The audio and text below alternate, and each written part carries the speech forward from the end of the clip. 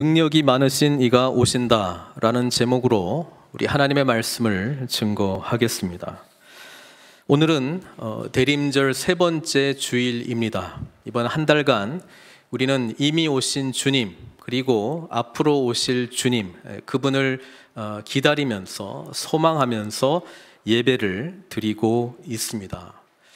오늘 본문에 예수 그리스도의 오심을 기다리는 한 명의 중요한 사람 세례 요한에 대해서 저희들이 읽었습니다. 세례 요한은 구약과 신약을 이어주는 인물입니다. 구약의 마지막 예언자였던 말라기 선지자는 구약 성경책을 이렇게 맺습니다. 말라기 4장 5절 6절을 보면 이렇게 기록되어 있습니다. 구약 성경 마지막 책 마지막 장절이죠.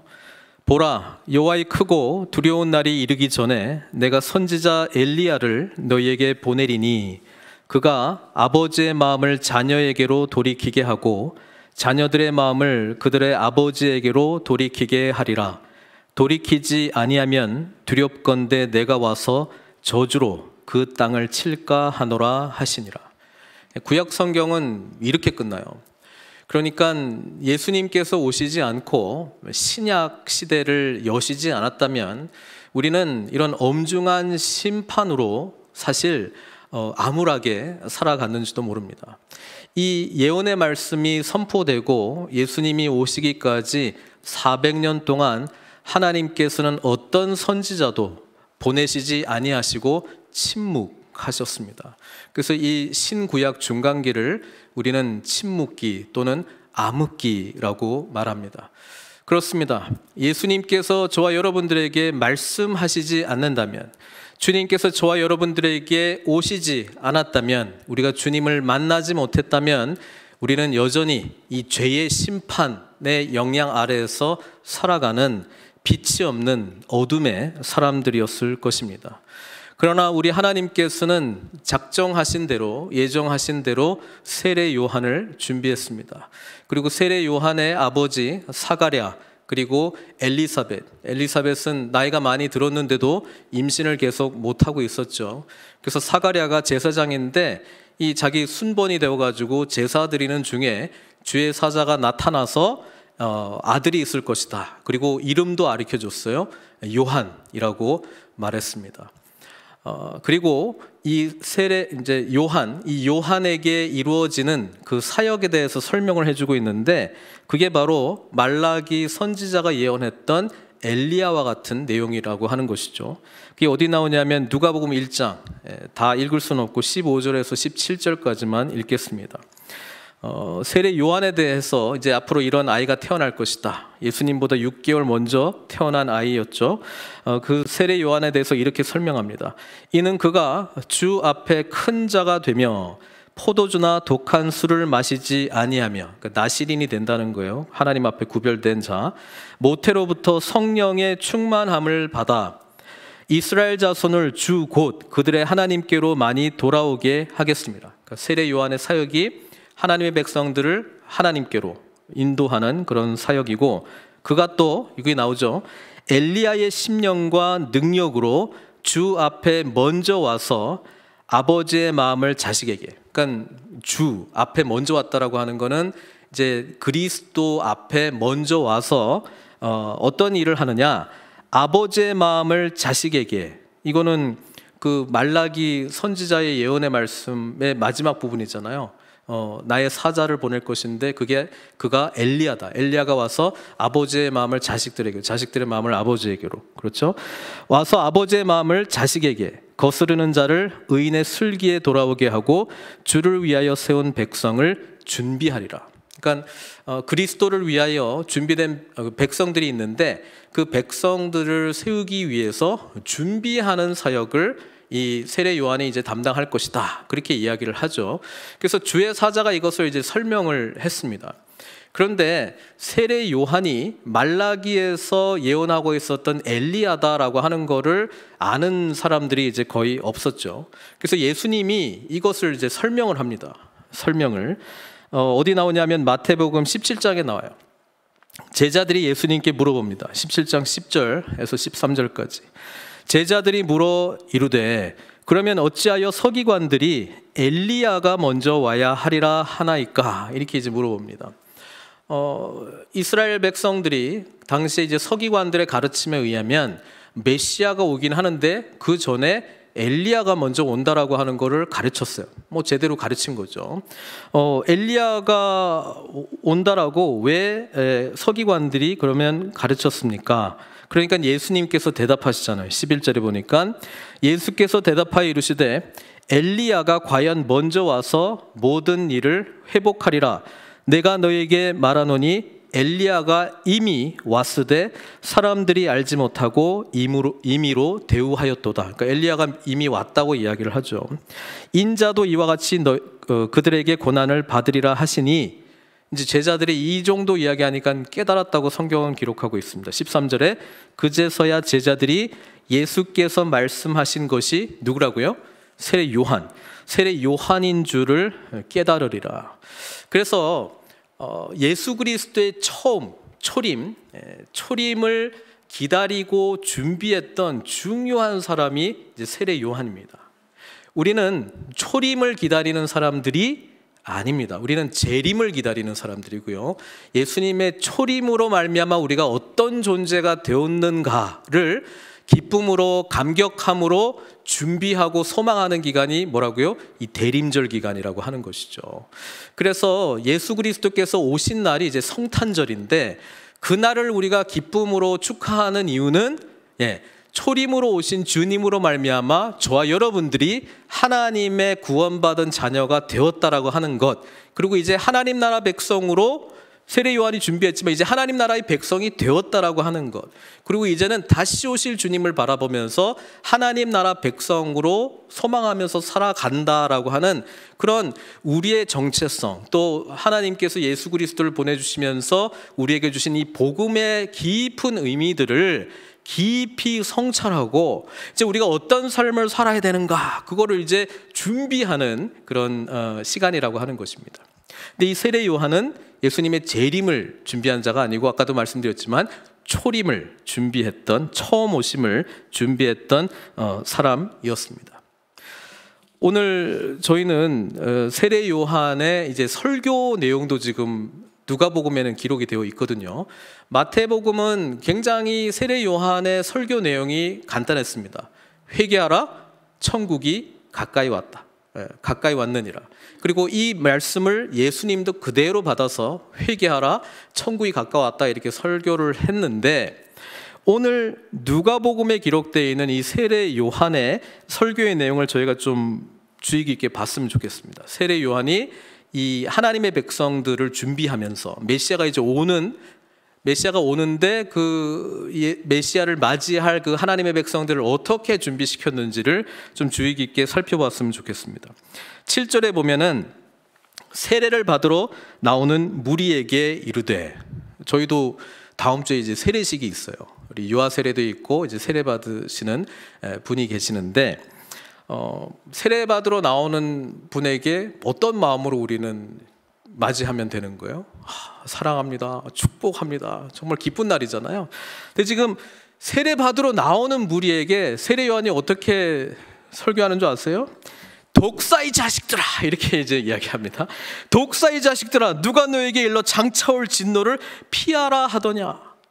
겁주고 그래서 세례 받아야 되겠지, 이게 아니고 지금 세례 받겠다니까 작정하고 나는 회개하고 하나님 백성으로 살겠다는 사람들한테 이런 설교를 해요. 와, 제가 그렇게 하면 여러분 어떻게 반응할까요? 지금 예배를 드리러 나오는데 독사의 자식들아 뭐 이렇게 하든지, 내가 지금 은혜 받고 지금 하나님께 지금 헌신하겠다고 세례 받으러 오겠다는데 독사의 자식들아 어떻게 뭐 이렇게 하면은 뭐 쫓겨나는 거죠, 그죠? 세례 요한은요, 지금 세례 받으러 나온다니까 가서 너 회개해야 되겠지, 너 지금 죄를 짓고 있는 것 같은데 너 회개해야 되겠지, 지금 세례 받으러 와, 제발 좀 와, 이게 아니고요, 받으러 오고 있다니까요. 지금 줄 서 있다니까, 받겠다고. 거기를 향해서 진노를 선포했습니다. 심판을 선포했습니다. 그러면서 이렇게 이야기해요. 그러므로 회개에 합당한 열매를 맺고 지금 세례받으러 나오는 사람들을 향해서 지금 이 물세례 너희들이 지금 뭐 받으면 뭐 다 된 것 같은데, 그래서 받은 다음에 뭐 아브라함의 자손이라고 지금 자랑할 것 같은데 그게 중요한 게 아니고 변화된 삶, 변화된 삶이 뭐예요? 회개에 합당한 열매 맺는 삶을 살아라. 세례 요한도 본 거죠. 뭐 세례는 다 받으러 오는데 보니까 변화되지 못한 삶을 살고 있는 거예요. 그렇죠? 그러니까 세례를 그냥 형식적으로 받고 뭐 그 의미가 뭔지를 제대로 깨닫지도 못하고 진실한 회개를 하지 않은 것이죠. 회개는 회심이 아니에요. 마음을 돌이키는 게 아니고요. 회개는 말 그대로 repent, 가던 길을 돌아서는 겁니다. 그러니까 변화된 삶이 나타나야 되는 거예요. 그러면서 회개에 합당한 열매를 맺고 속으로 아브라함이 우리 조상이라고 말하지 말라. 내가 너에게 이르노니 하나님이 능히 이 돌들로도 아브라함의 자손이 되게 하시리라. 아무런 생명이 없는 이 돌들 가지고도 하나님께서는 생명 주고 회개에 합당한 열매 맺는 사람으로 만들어줄 능력이 있는 분인데, 너희들이 무슨 자격이 된다고, 나는 그래도 아브라함의 자손이야, 난 그래도 이렇게 세례받으러 줄 서 있는 사람이야, 뭐 그런 거 가지고 무슨 자격이 있다고 스스로 착각하지 말라고 지금 대놓고 이야기를 하고 있는 것입니다. 그러면서 7절에 아니지만 세례받으러 오고 있다니까요. 세례받으러, 난 세례받으러 가야지 이러고 있는데, 도끼가 나무 뿌리에 놓였으니 좋은 열매 맺지 아니하는 나무마다 찍혀 불에 던져지리라, 이렇게 지금 말하고 있습니다. 그만큼 하나님의 백성으로 산다라고 하는 것은 이건 뭐인 것도 아니고 아닌 것도 아니고 어스렁어스렁 이렇게 살아가는 게 아니라 확실하게 변화된 삶이다, 그렇게 이제 말하고 있죠. 그러니까 이 무리들이 마음이 찔렸습니다. 그렇지, 내가 뭐 세례 받는다고 뭐 바뀌는 건 아닌데 물어봅니다. 무리가 물어 이르되 그러면 우리가 무엇을 해야 하리까? 세례 요한의 그 설교는 뭐 중간에 Q&A도 있어요. 뭐 중간에 막 백성들이 물어보면 막 대답도 하고 이렇게 해요. 대답하여 이르되 옷 두 벌 있는 자는 옷 없는 자에게 나눠줄 것이요 먹을 것이 있는 자는 그렇게 할 것이니라. 그러니까 두 벌 있는 사람은 한 벌 좀 나눠주고, 뭐 음식 좀 많이 있는 사람은 없는 사람 좀 갖다 줘, 뭐 이렇게 이야기를 했어요. 그렇죠? 그러니까 옆에 있는 세리들이 누굽니까? 이스라엘 백성들이 저 사람은 하나님의 백성은 이 사람은 죄인이야, 이렇게 의인, 죄인, 깨끗한 사람, 더러운 사람, 이렇게 두 개로 이렇게 구분하는 그런 율법주의적인 시각을 가지고 있는데, 세리는 어느 쪽에 들어가는 거예요? 죄인 부류에 들어가는 사람들이거든요. 왜냐하면 이 세금을 걷어서 누구에게 주느냐? 로마에 갖다 바치는 거거든요. 그러면 동족들의 피를 빨아먹고 이제 로마에 바치는 그 일을 하는 것이기 때문에 이스라엘 사람들이 엄청나게 싫어했고 미워했죠. 게다가 정당한 것을 하는 것이 아니라 자기 이권 챙기려고 로마의 이름으로, 그렇죠? 로마의 이름으로 막 갖다 붙이면서 막 거두는 거예요. 아닌 것도 막 거두고 하니까. 그런데도 이 세례 요한의 설교를 들으면서 막 마음에 찔리는 세리들도 있었던 것 같습니다. 그 세리들이 물어봅니다. 세례를 받고자 하여 와서 이르되 선생이여 우리는 무엇을 하리까? 그러니까 세례 요한이 깔끔해요. 제 생각에는 세리하던 일을 그만두어라, 그리고 나와 같이 이 거룩한 일을 하는 것이 어떻니? 라고 하든지, 아니면 다른 일을 좀 찾아보는 게 어때? 사람들이 다 너를 죄인으로 보고 있는데. 그런데 그 말 안 하잖아요. 뭐라고 이야기해요? 부과된 것 외에는 거두지 말라. 또 이걸 또 깊이 이제 생각한 사람은 세례 요한은 뭐예요? 로마의 세금 제도를 인정하는 사람이구나, 뭐 이걸로 이제 또 막 끌고 가고 이렇게 그럴 수도 있는데, 뭐 어쨌든 그냥 합리적인 대답을 한 거예요. 그죠? 뭐 부과된 것 외에 딴 거 거두지 말라, 뭐 그렇게 이야기합니다. 이제 군인들도 와요. 로마의 군인들이라기보다는 이 제사장들 중에도 이제 그 성전을 지키는 어떤 그런 군인들도 있었거든요.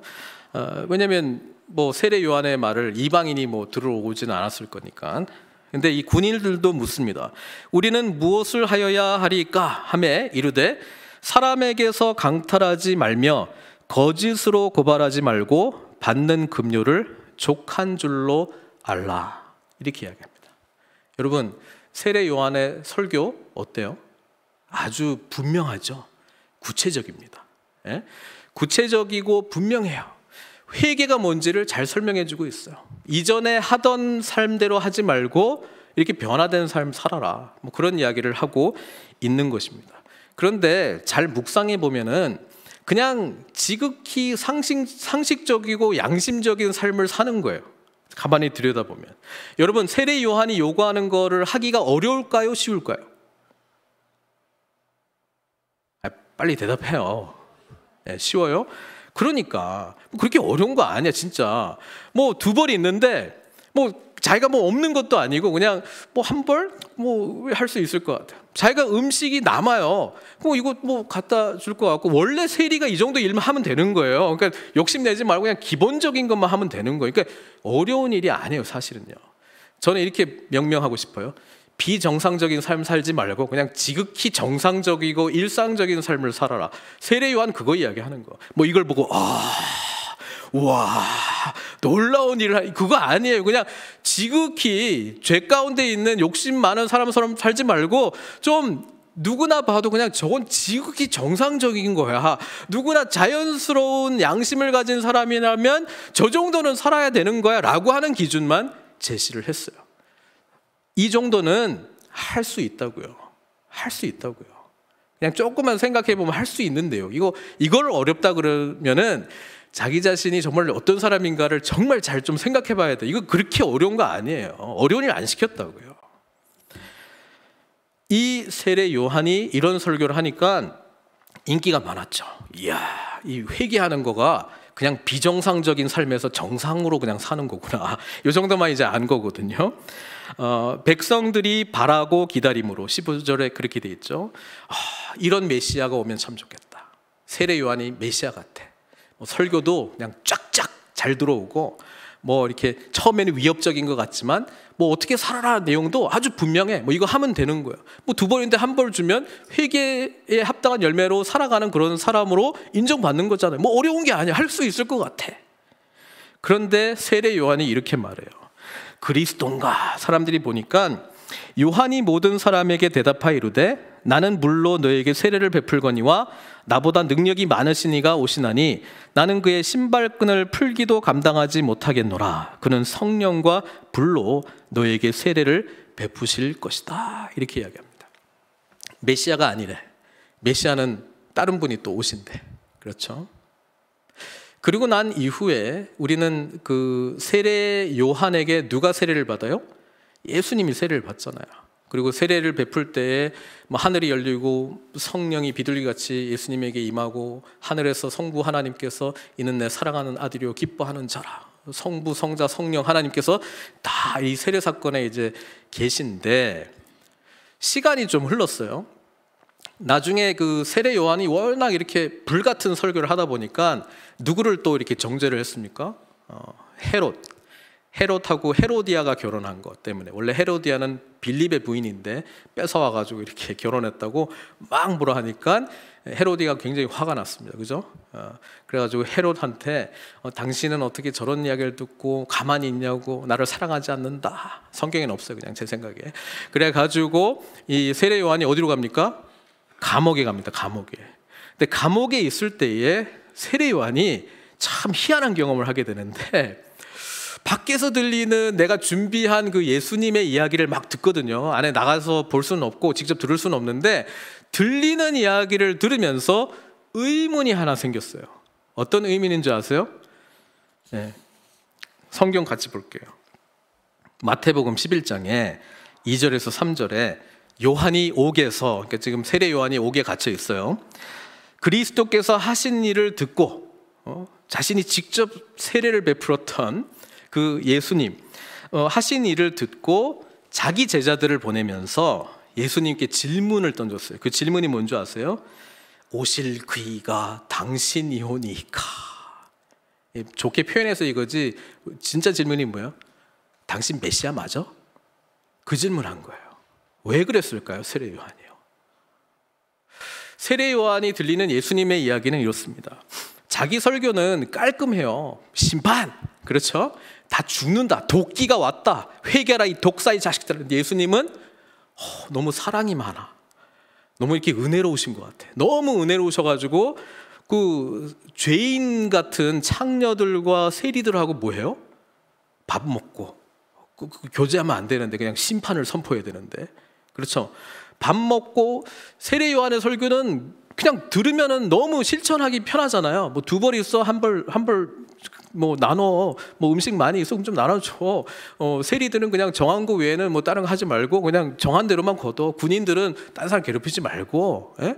그냥 받은 그 월급대로 그냥 살아. 뭐 이런 심플한데 예수님의 이야기는 들어도 뭔 말이 몰라. 뭐 비유의 말씀들, 제자들한테 설명을 해줘야 이 비유는 이런 뜻이, 뭐 비유로 많이 말씀하시고, 아 저렇게 이야기하면 못 알아들을 텐데 이런 생각도 하는 거예요. 그런데 능력은 또 많아. 뭐 안진뱅이도 일어나고 뭐 치유도 일어나고 뭐 이렇게 하는데 설교가 자기 스타일이 아니야. 그죠? 뭐 심령이 가난한 자는 복이 있나니 천국이 저희 것이며. 뭔 말이야 저게? 그렇죠? 무슨 말이야 저게? 예? 뭐 이해가 안 되는 거예요. 나중에 우리 요한복음에 보면은 오병이어의 그 기적을 통해서 5천 명을 이제 먹이시는데 예수님께서 그것을 설명하시면서 나의 피와 살을 뭐 이렇게 먹어야 된다 막 이렇게 이야기하니까 나중에 그 음식을 먹었던 사람들, 예수님을 메시아라고 생각하면서 막 쫓아왔던 사람들이 이 말씀은 참으로 어렵도다 하고 이제 다 떠나는 내용이 나와요. 못 알아먹어요. 예수님 도대체 무슨 말 하는지. 우리 마가복음 하면서 제자들이 예수님께서 말씀하신 것을 가까이 있는 제자들도 거의 다 못 알아들어. 무슨 말 하는지. 그렇죠? 예. 잘 못 알아들어. 그 세례 요한이 질문이 생겨가지고 제자들 보내서 물어보는 거예요. 오실 그이가 당신이오니까 이렇게 물어봐요.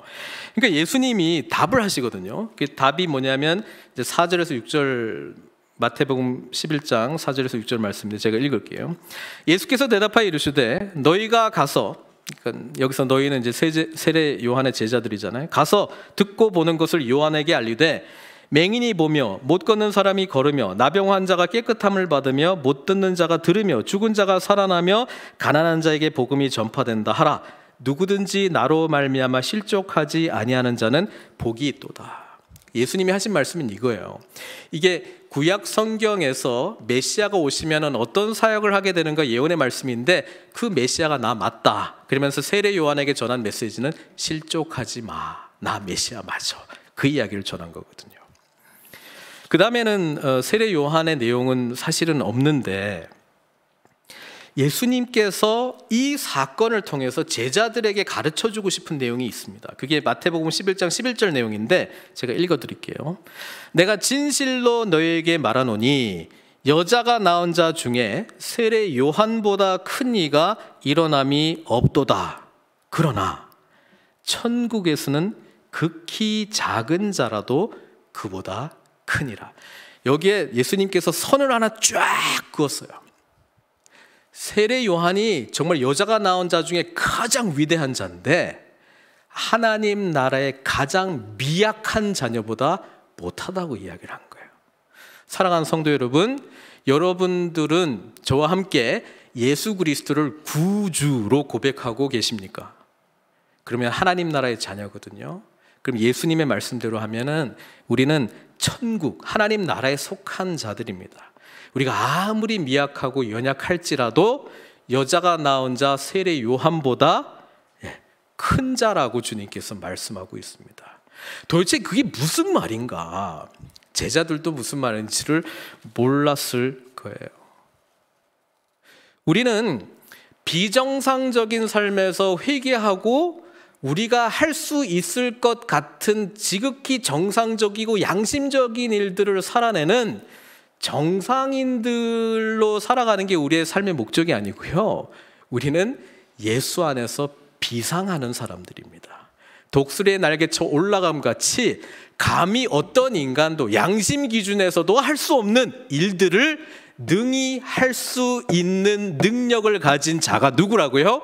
예수 그리스도를 구주로 고백한 하나님 나라 백성 자녀라고 하는 것입니다. 우리는요, 비정상에서 정상적인 삶만 살아도 된다라고 하는 것으로 끝나는 것이 아니고 세상 사람들이 보기에 어떻게 저렇게 살 수 있지 의아해 할 정도로 감동을 주는 비상하는 삶을 살도록 부름받았다라고 하는 사실을 기억하십시오.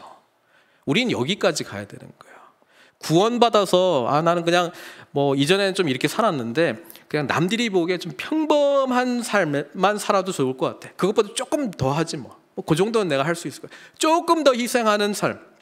이전의 옛사람, 예수님을 알지 못했던 회개하기 이전의 옛사람에서 조금 개조된 인간 정도로 나는 살면 누가 봐도 좀 저 정도는 뭐 정상이지, 뭐 이런 평가는 받을 수 있을 것 같아. 여러분, 기독교의 삶은 그것이 아닙니다. 기독교의 삶은 거듭나는 것입니다. 새로 태어나는 것입니다. 우리의 삶의 주인은 내가 아닙니다. 이제는 주님이십니다. 그 말은 뭐냐면 내가 할 수 있는 정도에서 내 신앙생활을 관리하는 것이 아닙니다. 이전에는 못했는데 이제는 조금 더 노력해보지. 그 수준으로 우리가 살아가도록 예수님께서 저와 여러분들을 위해서 십자가에서 죽으시고 부활하시고 승천하시고 다시 오시는 것이 아니라 완전히 새로운 나라 백성으로 삼아주시기 위해서 하나님 나라의 권능을 가지고 비상하는 인생을 살아가기 위해서 저와 여러분들을 구원해 주신 줄 믿습니다. 여러분, 우리가 그것을 소망하면서 살아가는 거예요.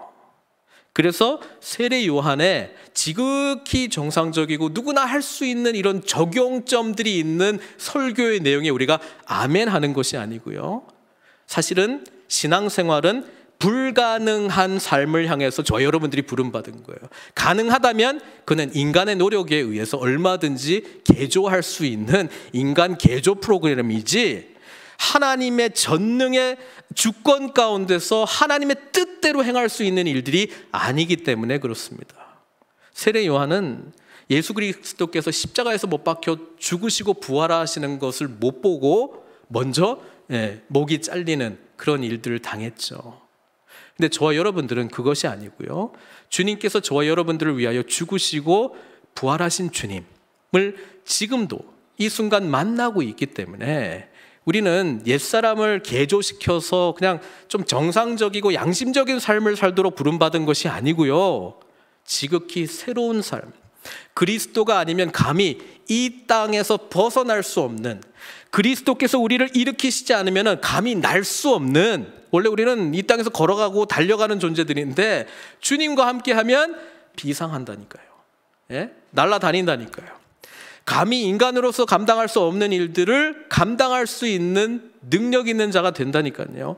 우리 주님께서 제자들에게 이 말씀을 하셨어요. 안 믿을까 봐 내가 진실로 진실로 너에게 이르노니 내가 한 일을 보고 너희들이 참 위대하십니다 이렇게 말하고 있느냐? 너희들은 나보다 더 큰 일을 하리라. 우리는 비상하도록 부름받은 사람들입니다. 성도 여러분, 우리가 대림절 기간에 우리에게 이미 오신 주님이 누구신지를 똑바로 쳐다봤으면 좋겠습니다. 그리고 그 주님의 손 안에서, 주권 안에서, 은혜 안에서 우리가 어떤 존재가 되었는지를 깨닫고 하나님 나라의 영광을 소망하시기를 바랍니다. 그럴 때에 우리에게 큰 비전이 생기고 주님께서 다시 오시는 그날, 지금 보여지는 세상은 다 없어지고 이제 새롭게 창조될 그 세상에서 주님과 영원토록 살아가게 될 그 놀라운 하나님의 나라의 비전을 품고 우리는 비상해야 되지 않겠습니까? 근데 참으로 안타까운 것은 예수 그리스도를 구주로 고백했다고는 하는데 세례 요한의 시대에 살려고 하는 사람들이 있어요. 나는 구원을 받았어. 근데 그 구원의 풍성함이 뭔지를 몰라. 그렇죠? 구원을 받고 천국 가는 티켓을 받았기 때문에 지금 잠깐 대기하다가 그냥 지극히 양심적이고 평범한 인생 살다가 주님 나라 가야지, 그렇게 또 생각하시는 분들도 계세요. 그게 복음입니까? 복음은 날마다 우리 안에서 새롭게 우리에게 생명력을 주고 있는데 그게 복음입니까? 복음이 우리의 인간적인 노력과 한계 속에서 조금 더 개조하려고 하는 노력 속에서 제한될 수 있는 것입니까? 결코 아닙니다. 예수 그리스도 복음이신 주님을 만나게 되면 우리는 새로운 꿈을 꾸게 된 줄 믿습니다. 복음이신 주님과 만나게 되면 우리에게는 감당할 수 없는 일도 감당할 수 있는 능력을 주님께서 주실 줄 믿습니다. 우리가 어떤 자인지가 중요한 것이 아니고요, 우리가 바라보고 믿고 계신 주님이 어떤 분이신가를 똑바로 직시할 때 우리는 일어설 수 있다라고 하는 사실이죠. 그래서 이미 저와 여러분들에게 오신 주님이 누구십니까? 그분은 도대체 누구시기에 우리가 예배드리고 있습니까?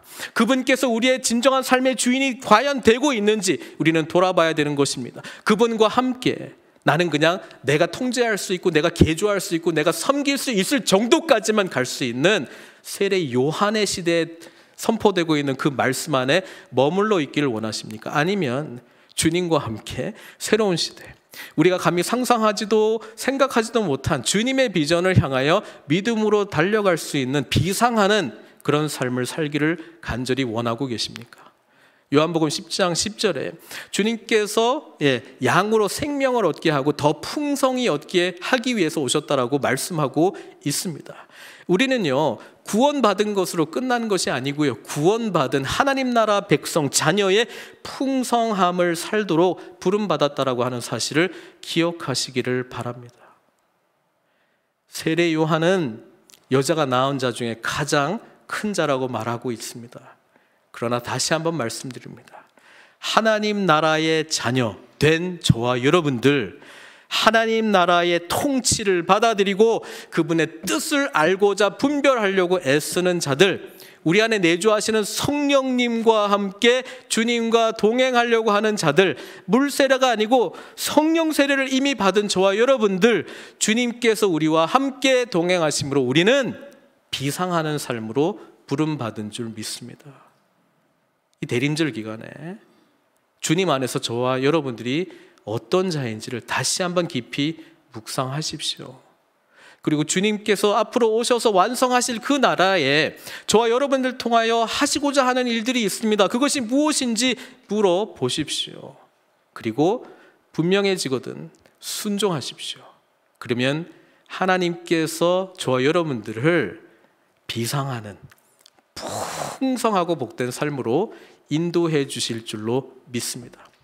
이 소망으로 주님께 가까이, 주님께 더욱 깊이 나아가시는 저 여러분들 되시기를 주님의 이름으로 축원드립니다. 같이 기도했으면 좋겠습니다.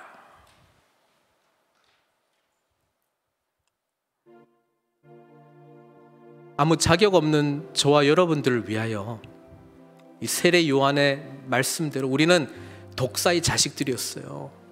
이 도끼가 찍어서 죽을 수밖에 없는 존재들이었어요. 그런데 우리 주님께서 그거 다 막아주셨어요. 주님께서 대신 찍히셨어요. 주님께서 대신 죽으셨다고요. 이게 우리 하나님의 긍휼이고 사랑입니다. 이 사랑과 긍휼을 안다면 우리가 어떻게 양심 수준에서 머물러 있는 그런 도덕 수준에 머물러 있을 수 있겠습니까? 인간 개조하는 게 아니에요. 기독교는 예수 그리스도의 생명이 우리 안에 흘러나가는 것입니다. 그 생명이 우리 가운데 심겨졌습니다. 그 생명이 자라도록 옛사람을 벗어버리고 주님께서 주신 새 사람을 입으셔야 됩니다.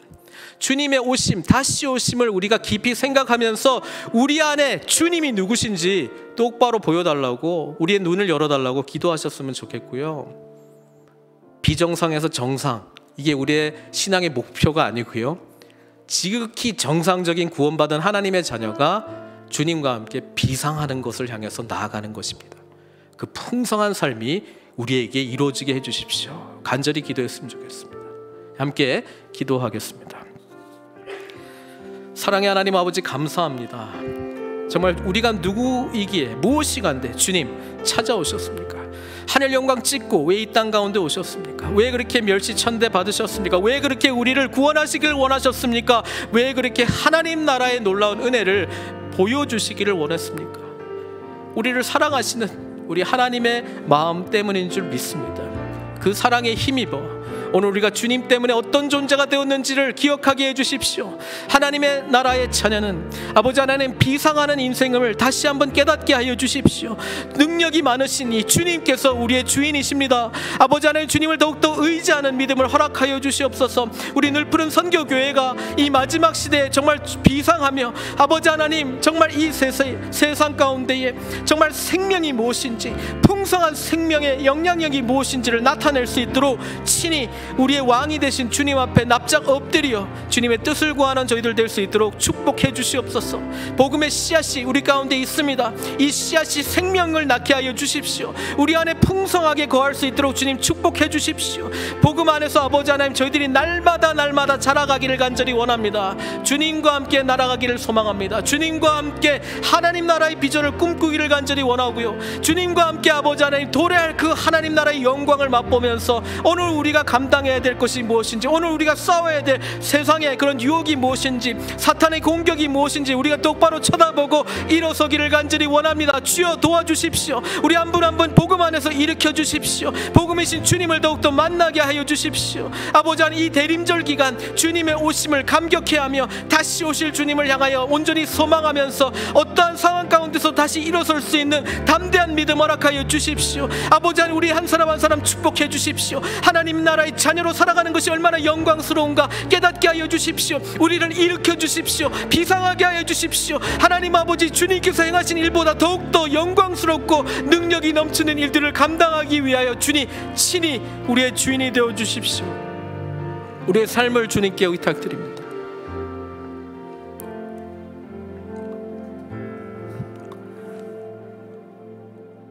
사랑의 하나님, 우리에게 놀라운 구원의 은혜를 베풀어 주신 주님을 찬양합니다. 주님은 능력이 많으신 분이시니 우리 삶의 진정한 주인이 되셔서 주님 나라 안에서 새 생명을 입고 아버지 하나님 주님과 함께 비상하며 풍성한 삶을 살 수 있도록 주님 역사하여 주십시오. 이미 우리에게 찾아오신 주님을 찬양합니다. 오늘 우리와 함께 하시는 주님을 찬양합니다. 그리고 다시 오실 주님을 소망하며 기다립니다. 주님 홀로 영광 받아주시고 우리가 날마다 더욱 주님을 사랑하고 주님 뜻 가운데 하나님께 영광 돌리는 복된 삶으로 우리 한 분 한 분 인도해 주시옵소서. 예수님의 귀하신 이름으로 기도드리옵나이다.